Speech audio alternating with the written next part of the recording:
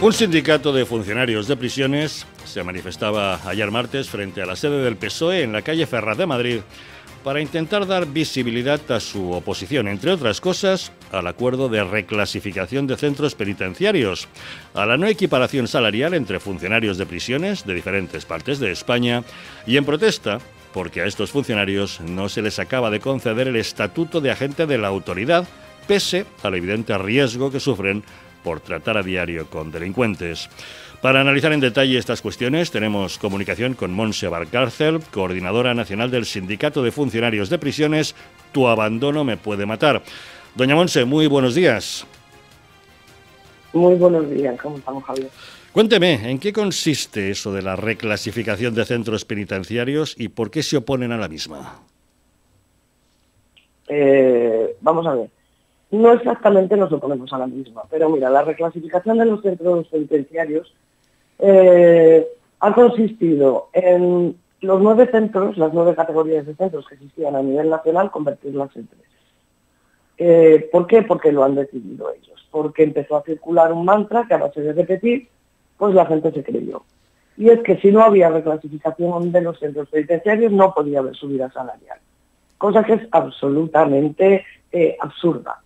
Es absolutamente absurda. Entonces, para nosotros, la reclasificación es como empezar la casa por el tejado. O sea, no tiene ningún sentido meternos en reclasificar a los centros penitenciarios si no modernizamos realmente toda la institución, no creamos un estatuto propio, y desde ahí es desde donde empezamos a tener criterios para poder hacer todas las modificaciones que haya que hacer de reclasificación o de redistribución de áreas.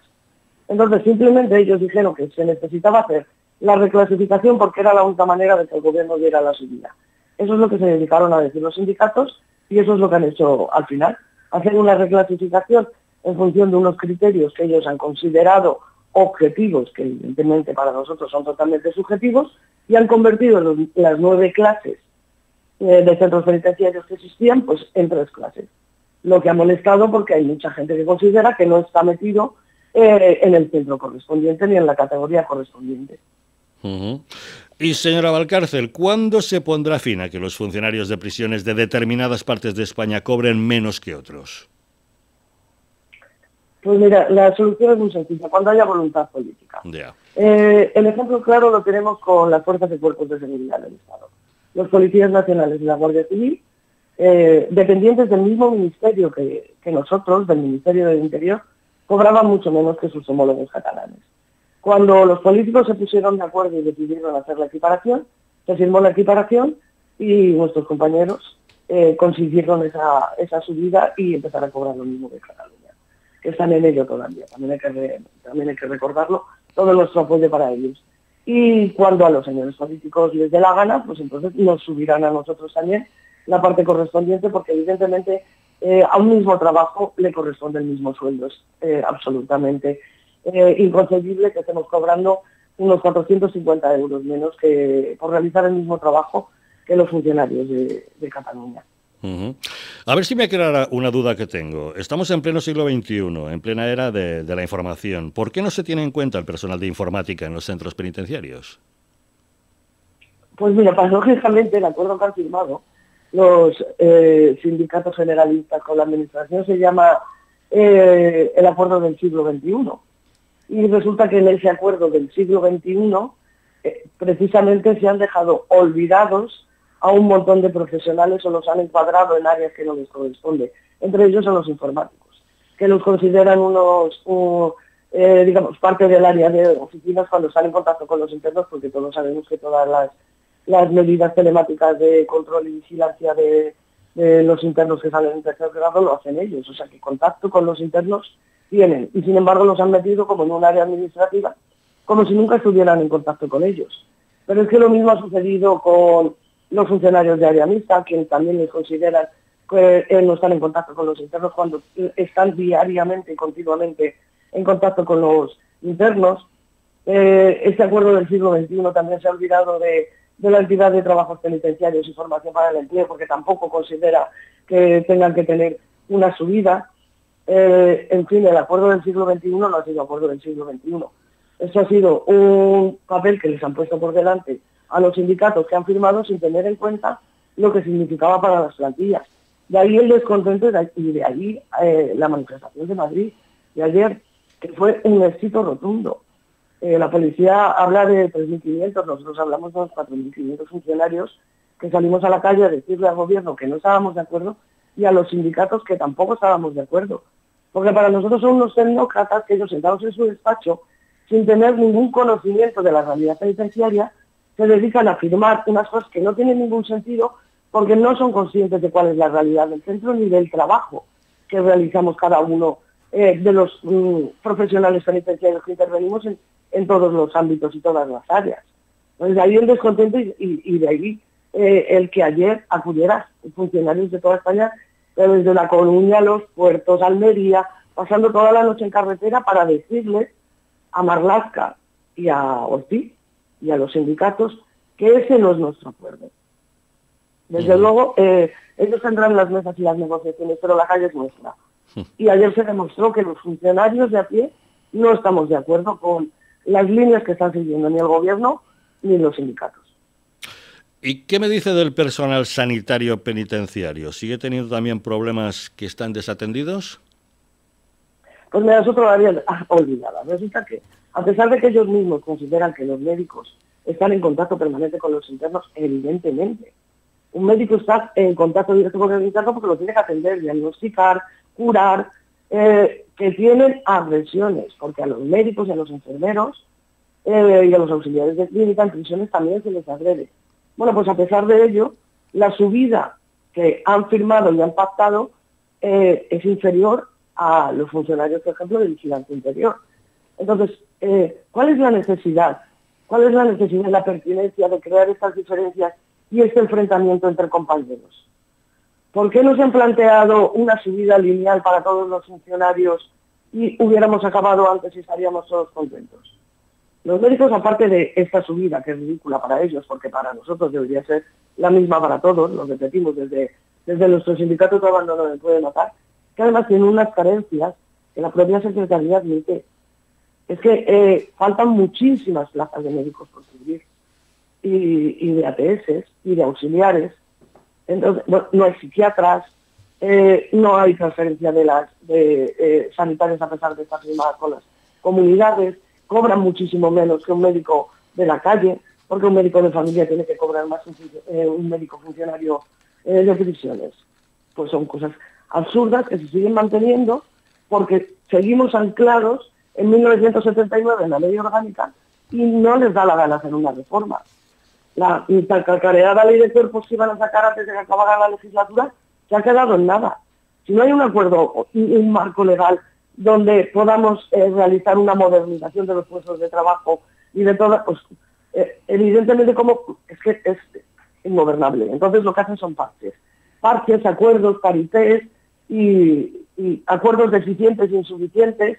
Es que no tiene ningún sentido. Los funcionarios de abajo, la sensación que tenemos es que los de arriba no saben ni de lo que están hablando. Ya. Y un último detalle. Explíquenos qué es la diferenciación de sueldo por áreas en los centros penitenciarios y por qué es tan perniciosa. Digamos que en la prisión, que es un mundo, es como una ciudad dentro, hay de todo, ¿no? Entonces, pero básicamente está el área de vigilancia, que somos los funcionarios que estamos en contacto con los internos. Hay un área de intervención o de tratamiento que está formada por los profesionales, los educadores, los psicólogos, los juristas. Hay un área sanitaria formada por todo el personal médico y un área administrativa, digamos que es la gente de oficina, y dentro del área administrativa hay algunos que están en contacto con los internos, como el área mixta. Es decir, hay muchas categorías de puestos dentro de la administración penitenciaria. Cada una de ellas lleva asignado un complemento específico y de destino en función del puesto que realizas, ¿no? Entonces, pues hay gente que llega a hacer turnos de noche, otra gente que no trabaja de noche. Bueno, pues hay unos criterios que están pues desde hace años implantados. Las áreas, yo no te voy a decir cuál es más peligrosa, cuál es menos importante, porque quiero recordar que los trabajadores sociales en la prisión de Almería les incendiaron el coche. Entonces, no tendrán un puesto de vigilancia interior, pero tienen un trabajo que es igual de complicado, de importante y de peligroso que el resto. Entonces, los que se empeñan en diferenciar en esas áreas son ellos cuando dan a unos más dinero de su vida que a otros, porque así lo han decidido ellos, no porque los funcionarios lo veamos justo. Subes el sueldo a los funcionarios y súbeles un 1, un 1,5, un 2%, y ya está. Pero no digas, a ti que estás en oficinas te subo menos, a ti que estás en interior te subo más, a los sanitarios los dejo a medio, a los prácticos me olvido porque no han entrado todavía, porque esa es otra cosa, la gente que entra nueva, no sabemos si van a tener o no van a tener su vida. Entonces, por eso es perniciosa. O sea, la diferenciación de sueldos ya existe. Lo que han hecho a ellos ahora es hacer una subida diferenciada en función de los criterios que la Administración ha decidido y que los sindicatos han acatado, han firmado, han claudicado y ni han negociado. Por eso es perniciosa. Esa diferenciación ya existe. También entre puestos de jefe, genérico, en fin, pues como sucede en cualquier empresa normal. El problema es que ahora deciden dar la subida a unos sí, a unos más, a otros menos y a otros ninguna. Directamente no te lo subo, como ha pasado con el organismo estatal. Directamente no. Y a unas prisiones más, a otras menos, o como la de Pamplona, mira que no te subo nada porque te dejo fuera.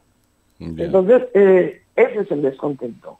Incomprensible, es absurdo, pero es lo que hay. Y un último detalle, tras el éxito de la manifestación de ayer, ¿creen ustedes que finalmente el Ministerio atenderá sus demandas?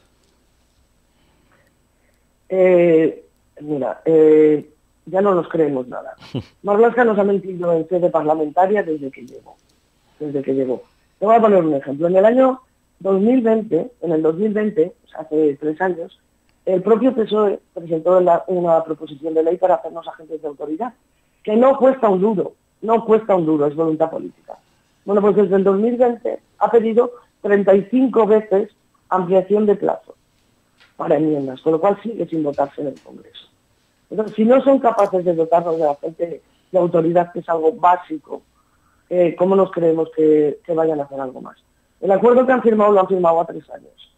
Es una subida pírrica de 100 euros, en el mejor de los casos, supeditado a que en los 2 próximos años, y que no cambie el gobierno, continúen con lo que han pactado. O sea, cuando ellos saben perfectamente que el próximo gobierno, si no es el PSOE, puede tirar ese acuerdo para atrás. Entonces, no nos creemos nada. Pero nosotros vamos a seguir luchando, vamos a demostrar en las elecciones sindicales que las tenemos en junio que lo que quieren los funcionarios de prisiones es la sectorización y la equiparación, que necesitamos una mesa de negociación propia y desde ahí es desde donde nosotros podemos realmente negociar con la Administración las verdaderas necesidades de prisiones, porque ahora mismo lo que están negociando es el resto de la AGE y a nosotros no se nos tiene en cuenta. Como ayer dijimos, ellos tendrán las mesas delegadas, pero nosotros tenemos la calle. Y no vamos a parar, la paz social pasa por nosotros. Y nosotros seguiremos contándolo. Doña Montse Valcárcel, coordinadora nacional del sindicato Tu Abandono Me Puede Matar, muchas gracias por atender, como siempre, la llamada de Decisión Radio. Muchísimas gracias, a vosotros por darnos voz.